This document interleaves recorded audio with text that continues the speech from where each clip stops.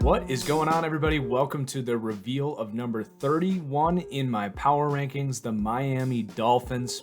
Taking a deep dive into Miami here. We're going to review the roster, grade each position, talk a little fantasy football, and then get into my predictions. For those that watched my Browns deep dive, kind of going off this new model here for power ratings, where we weight all these different metrics here. So you'll see throughout the video how they grade in each regard. So 31 actually might sound a little low for this Miami team, who, yes, on paper, is not the 31st roster in the league out of 32, but you know, what will become a recurring theme here that will kind of develop and just kind of give me a chance as this video goes to explain. This is really about the culture and the momentum in Miami, and Vegas actually agrees. Vegas has them tied with four other teams at 100-1 to win the Super Bowl, which is dead last. So really the theme of culture here in Miami is going to be the problem with this team. So let's get into it a little bit here. You know, 2 years ago, this team made the playoffs. They lost in the first round in Pittsburgh. So they enter last season with a bit of momentum. And then Ryan Tannehill goes down early. They have to sign Jay Cutler, who, in my opinion, as a quarterback on the field, isn't that big of a downgrade, but you do lose a lot of leadership and just kind of momentum when you bring in Jay Cutler, and that just kind of made this team stagnant. So they end up winning 6 games and basically losing all of their momentum that they had from the year before. Now, this becomes very problematic for a team like Miami, and this is the whole culture thing. And it may sound harsh, money, nice big city, South Beach, but I think a lot of players are here for the wrong reasons. And when you take a look at the fact that they have kind of a stagnant quarterback situation, no one really has true faith that this team can win a Super Bowl with Ryan Tannehill. And then you throw in the fact that their offseason was basically a patchwork, at least as far as free agency goes. Just all over the place. They had the biggest head-scratching offseason I can remember. It almost felt like an 11-year-old playing Madden franchise mode with no true vision. No offense to any 11-year-olds listening to this video, but free agency starts and this team just instantly gives Albert Wilson a massive contract, who I'm not even sure is a starter on this team, especially after they signed Danny Amendola just a few days later to not a cheap contract for Amendola by any means. They traded for Robert Quinn, who's making way too much money for what his production has been over the last 2-3 seasons, and they already have good depth at that edge rush, so that made no sense. And then basically now that they had no money left after those 3 big contracts, they have to release Ndamukong Suh to save cap space that they should have had. So it just really doesn't make any sense. It just does not send a good message to the players in that locker room. And I'm afraid that this team is trying to instill false hope into the players and the fans, making them think that they're going to compete, when in reality, it's a pretty stagnant team. And honestly, if I'm the GM of this team, I'm looking to rebuild. So the draft happens, and I like their draft. We'll talk about the rookies when we get into the roster review. So, you know, my viewpoint of this team was raised a little bit after the draft. Frankly, this team might have been 32 if they had a worse draft and the Browns took Sam Darnold, but that's neither here nor there. So that's kind of my outlook here. You know, the roster, as we're about to get into, is not terrible, but this is just a team that does not have a whole lot of momentum or direction. And while there are teams, say the Jets and the Bills in their own division, who on paper don't look as good, I think the culture in those teams is much better. They have faith, they have a young quarterback, the right coach, and they will play with some unity. Whereas Miami, I'm afraid that everyone's just kind of patched together. You're in a city where it can be hard to focus on football, which kind of sounds like a silly concept, but if you look at the best teams historically, they're usually northern teams where, you know, teams are not distracted. They're not going outside after practice. They're hiding from the cold and watching film. I think there is some weight to that. You know, if Miami's out there winning games, I think the players will be focused. But when your team's kind of stagnant, as I predict this team to be, that's when things can really go south. No pun intended. So let's get into the roster review here, starting with the quarterback. So I've got Ryan Tannehill in this group coming in at 73 overall, which is tied for 27th. Now, Tannehill is fine, I guess. You know, he is the living embodiment of a systems quarterback. You scheme a receiver open, or you get a first read receiver that can get open, create separation based on his talent.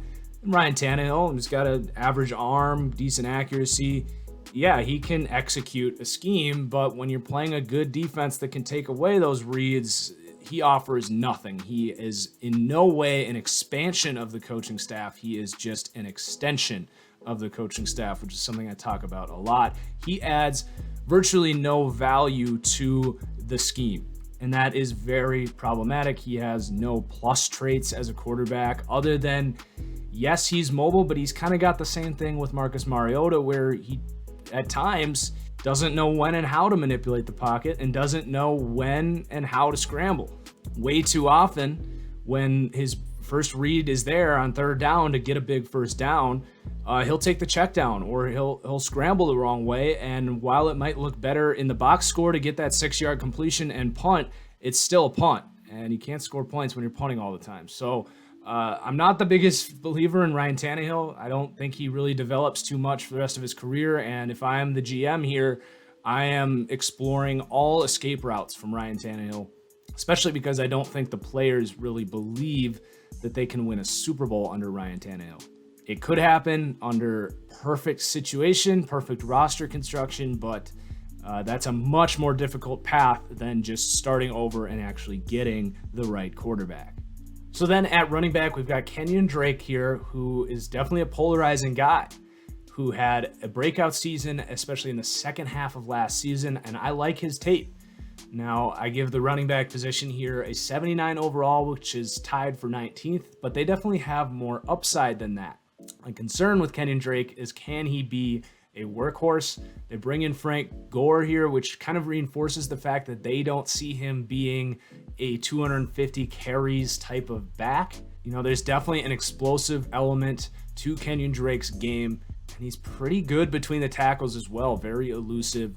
So from a fantasy aspect, I like Kenyon Drake. He's probably going to be going a little bit too soon for my liking. You know, if he's the third running back on my roster, I'm definitely cool with that. But if he's my second guy, I don't know if I have the confidence on this team for Kenyon Drake to be what I need from a starting running back on my fantasy team.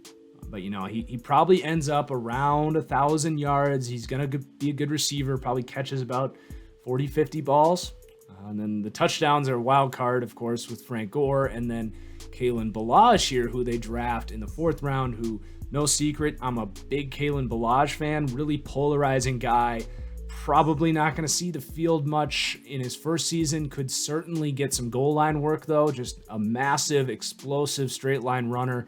But does show some quickness at times as well. Really high upside, David Johnson type of upside in Kalen Ballage. So not going to say he can't end up becoming the starting running back by the end of this year. I think he absolutely has the talent. I'm not going to predict that to happen. I think it's more of a second season. Maybe he starts to become more involved in this offense, kind of like Kenyon Drake did on this same team. So it's a good running back room. Frank Gore there as well. Definitely going to get some carries. No one behind those three, though, that I'm really excited about. And then this receiving core, we got to talk about this. So they signed Albert Wilson to a massive $24 million contract for 3 years, and he's not even a starter because you got Kenny Stills, Devontae Parker on the outside, and then Danny Amendola is going to be the starting slot receiver because he's more talented than Albert Wilson, at least when he's healthy. So now between Albert Wilson and Danny Amendola, you are paying those two almost exactly what it would have cost you to keep Jarvis Landry, who is the best, in my opinion, catch and run receiver, at least in short distances, runs with power and shiftiness. But not just that, he was the identity of this offense. He was a leader in the locker room, a guy that players looked up to. He was Ryan Tannehill's guy.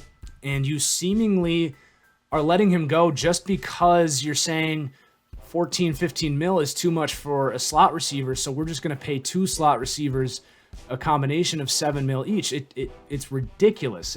Frankly, the combination of all that might even top the Browns drafting Baker Mayfield as the worst decision made in this offseason.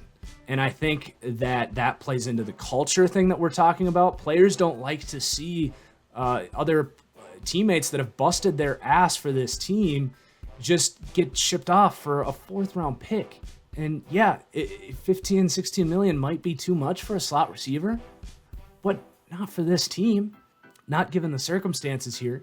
So just a really, really big head scratcher there. And then, bringing in Amendola and Albert Wilson also takes reps away from a couple of young, talented receivers in Leonte Carew, who was a 3rd-round pick, who you haven't even given a chance yet, and Isaiah Ford. So neither of these guys are even going to see the field, really. It's not going to be a productive offense, so I don't expect a breakout season for Devontae Parker. I don't want to touch Kenny Stills in fantasy, and Danny Amendola and Albert Wilson, I feel like, are going to kind of compete for slot reps. So I just am not a fan of this receiving core at all. I rank them 31st. And then we can factor in the tight ends here as well. I like Mike Gesicki. I think it was a good pick because this team does need a high upside threat on the offensive side of the ball. He's not that yet. He definitely has that upside. He's definitely more of a slot receiver than a tight end. He's not much of a blocker, but I could certainly see him and Ryan Tannehill being on the right page. They draft Durham Smythe as well in the 4th round, who's much more of a blocker. So they do have some depth here. AJ Derby, Marquise Gray, Gavin Escobar, a bunch of guys that will help this team run the ball. And then on that note, let's talk about this offensive line. It's fine, in my opinion. There were games where this line actually looked really good. I think a lot of those games were games when Marquise Pouncey was playing, though, and they let him go. I'm fine with that, considering he was almost never healthy, but you replace him with Daniel Kilgore here at center, who was, I think, the worst rated center in all of PFF for San Francisco last year, who is going to be playing next to Jesse Davis or Ted Larson at right guard. So, or maybe Isaac Asiata steps up, but between the center and right guard, that is a huge weak chain. But the rest of this line is not terrible. So you got Laramie Tunsil, who's still learning how to play tackle effectively, at least. He was a really good guard and has really just kind of been an up and down starter at left tackle. I believe in him, though. And then you bring in Josh Sitton to fill a much needed hole at guard. You don't have enough talent really to make up one good starting right guard position. That certainly was going to be a disaster if they tried to fill both positions with those guys I just mentioned. So Josh Sitton, you bring in the veteran. And then at right tackle, probably the best guy of this group, Jawan James, has been consistently developing at a moderate rate since being a 1st-round pick. But that's more than a lot of tackles can say in this league. So at least the tackle position looks pretty good. I rank this offensive line tied for 21st. So I think they will not be a hindrance to what they want to do scheme-wise, but, I think the skill positions will be at the receivers. And it's not like this line's going to come out and consistently maul dudes, but I don't think it's really going to hold them back too much. But overall, I'm pretty low on this offense. Adam Gase is an offensive mind, so that at least helps things out here, but I really don't think he has the skill set that he needs to really have an efficient offense here. And I think ultimately it's what's going to hold this team back. So let's move on to the defensive side of the ball, which is definitely where the meat is on this roster. So in the front 7, we break this up into run defense, pass rush, and then linebackers, with more focus on the coverage ability of the linebackers. That's just kind of how it worked out as I came up with this grading system to create these power rankings. So let's start with run defense. A lot of that obviously starts with the interior, and letting Ndamukong Suh go, I actually, in the scheme of things, it's not the worst thing. What they did with the money they opened up is what I question. But, you have Jordan Phillips and Davin Godchaux, who are two guys that I don't think a lot of people are aware of, but these guys can play, particularly Jordan Phillips, but Godchaux definitely showed flashes as well. You got Vincent Taylor in here as well, and Akeem Spence, who they brought in from Detroit. So they got 4 really solid rotational interior guys here.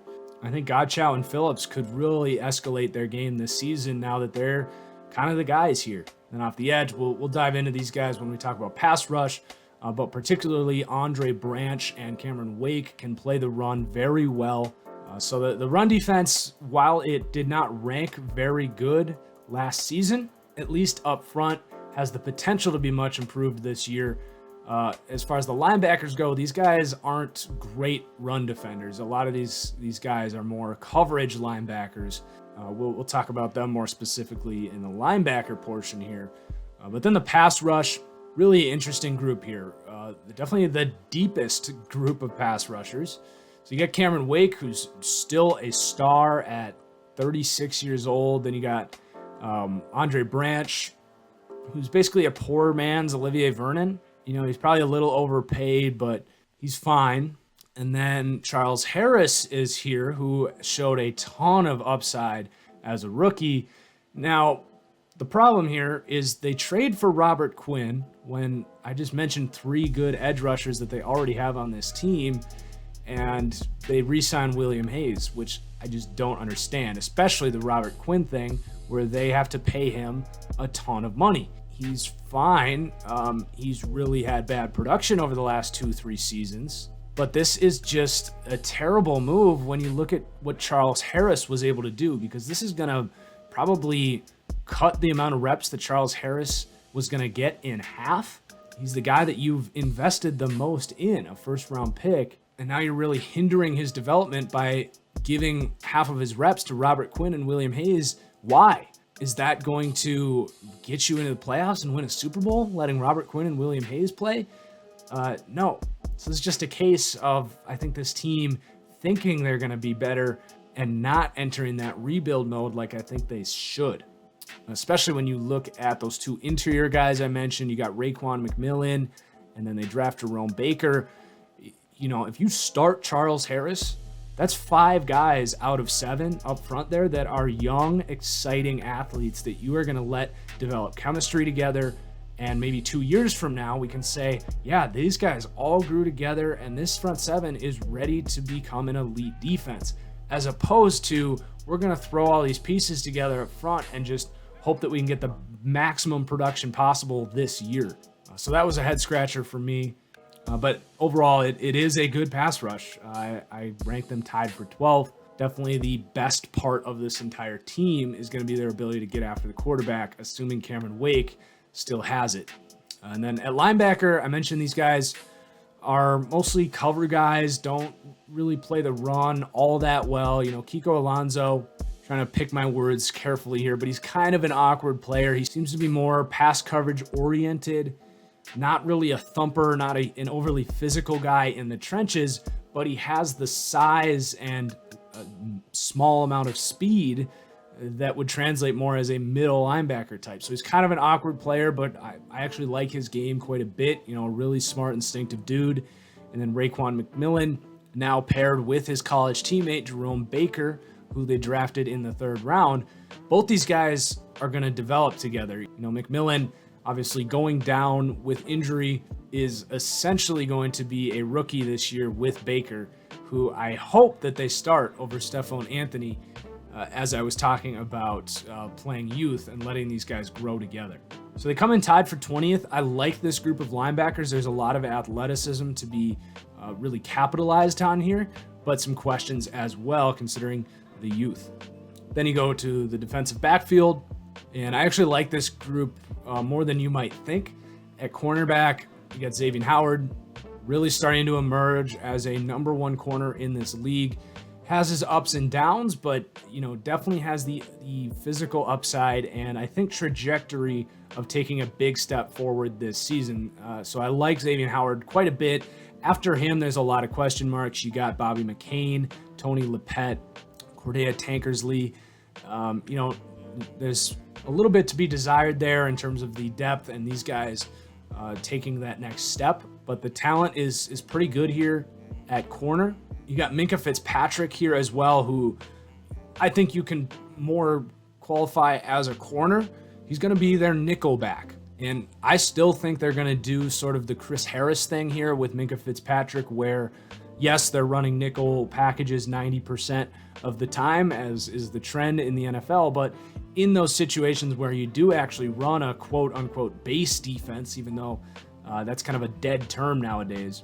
Nickel is more of the base defense, but I think he could actually play some outside corner at times. He definitely has the profile to do that.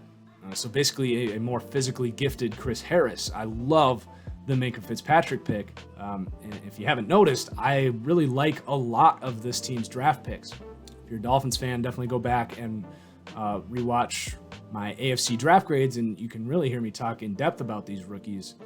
But the draft was a bright spot for this offseason. Minkah Fitzpatrick, the peak of that. And I like these safeties as well. TJ McDonald, I'm hoping and kind of optimistic that he's kind of figured some things out and is going to be a full-time starter now coming off the suspension.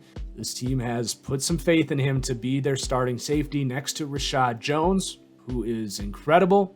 So really, you got 4 defensive backs here with Howard, Fitzpatrick, Jones, and McDonald that I think make up a really good group. I gave this team an 80 overall for their defensive backs. That comes in tied for 15th.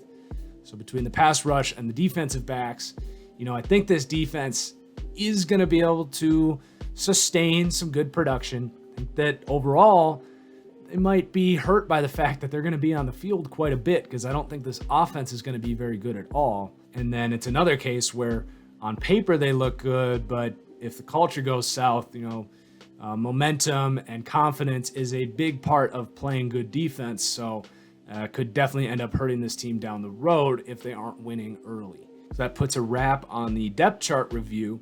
We take a look at how the ratings came out overall here. So 31st, obviously, and then offensively, they come in at 31st.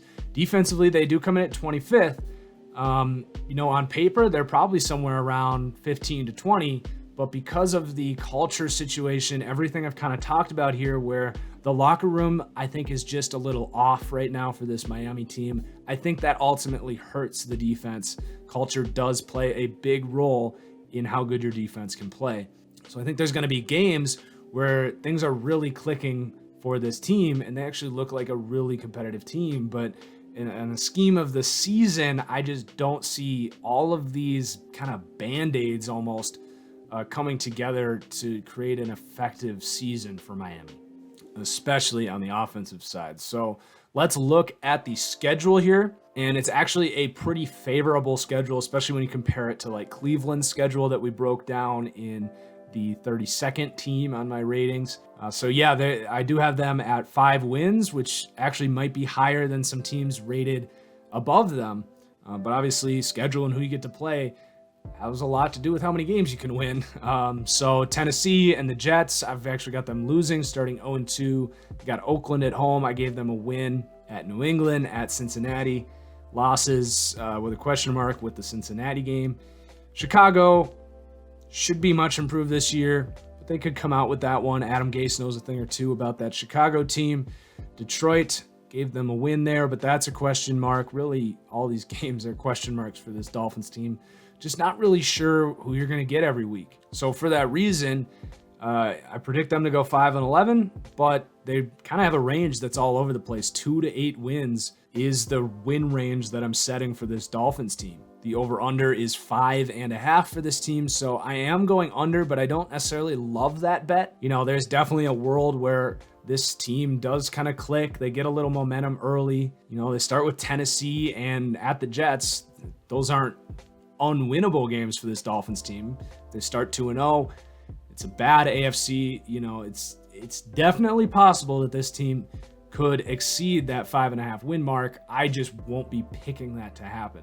And as far as the division is concerned, definitely not taking them to upset the Patriots for this division. And then, like I mentioned, they are actually tied for last in terms of Super Bowl odds. So this low projection of the Dolphins here is pretty consistent with how Vegas views this team. And I will not, surprisingly, be taking them to win the Super Bowl in 2018. So that does it for my Dolphins deep dive. Do like the video if you enjoyed, guys. Follow me on Twitter at TFG_football for all things football related. Cheers as always. We'll see you next time.